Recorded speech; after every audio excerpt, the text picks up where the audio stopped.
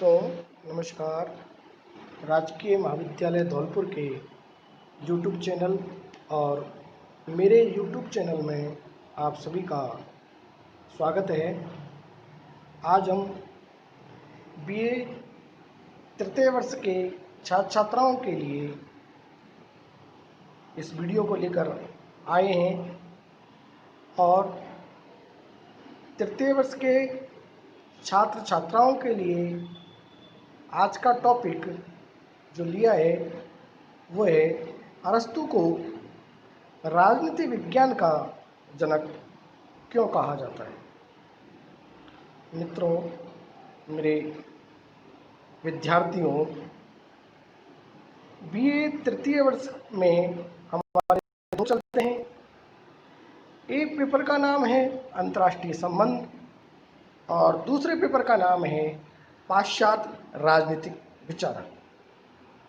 इस पाश्चात्य राजनीतिक विचारक के अंतर्गत ही एक विचारक है अरस्तु, और इस विचारक के संबंध में जो बिंदु है आज का वो है कि इस विचारक को, अरस्तु को राजनीतिक विज्ञान का जनक क्यों कहा जाता है।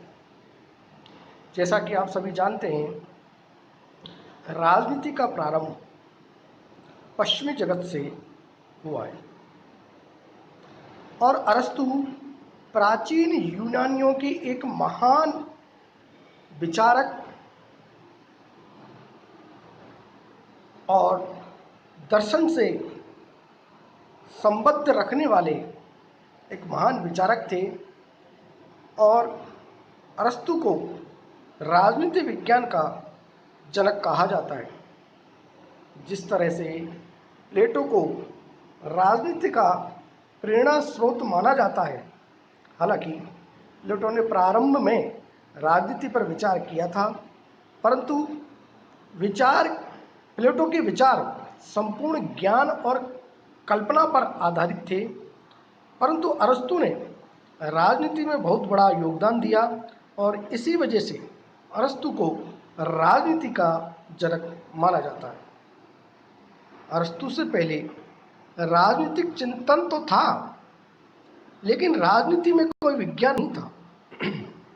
राज्य विषय चिंतन तथा राजनीतिक विज्ञान को स्वतंत्र विज्ञान का पद देने का जो कार्य किया वो अरस्तु ने ही किया और अरस्तु ने यूनान की परिस्थितियों को ध्यान में रखा और राजनीति संबंधी उन्होंने कई विचार दिए। यही कारण है कि मैक्सिन ने अरस्तु को प्रथम वैज्ञानिक की संज्ञा प्रदान की। अरस्तु की पद्धति और उसके सिद्धांत में निहित सार्वभौमिक तत्व उसे राजदर्शन के इतिहास में प्रथम वैज्ञानिक विचार के रूप में प्रतिष्ठित करते हैं।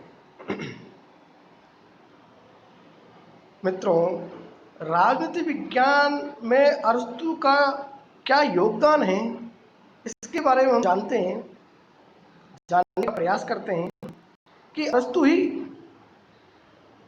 प्रथम वैज्ञानिक थे जिन्होंने सबसे पहले आगमनात्मक पद्धति, इंडक्टिव मेथड का प्रयोग किया और उसके बाद कई प्रयोग किए। इन्होंने विश्लेषणात्मक पद्धति यानी कि एनालिटिकल मेथड, पर्यवेक्षणात्मक पद्धति, सुपरविजन मेथड और इसके साथ साथ तुलनात्मक पद्धति, बैलेंस मेथड का प्रयोग किया, जो कि यथार्थता और व्यवहारिकता पर बल देती है। मित्रों, यथार्थता और व्यवहारिकता ऐसे पहलू हैं जो कि वैज्ञानिकता पर जोर देते हैं और अरस्तु इन्हें सर्वप्रथम राजनीति विज्ञान के अंतर्गत प्रयोग करता है। सर्वप्रथम अरस्तु के द्वारा ही राजनीति के प्रति वैज्ञानिक दृष्टिकोण को अपनाया गया। अरस्तु ने अपने महान ग्रंथ पॉलिटिक्स में सर्वप्रथम पर्यवेक्षण और तुलनात्मक पद्धति का सहारा लिया। साथ ही अरस्तु ने 158 देशों के संविधानों का अध्ययन किया।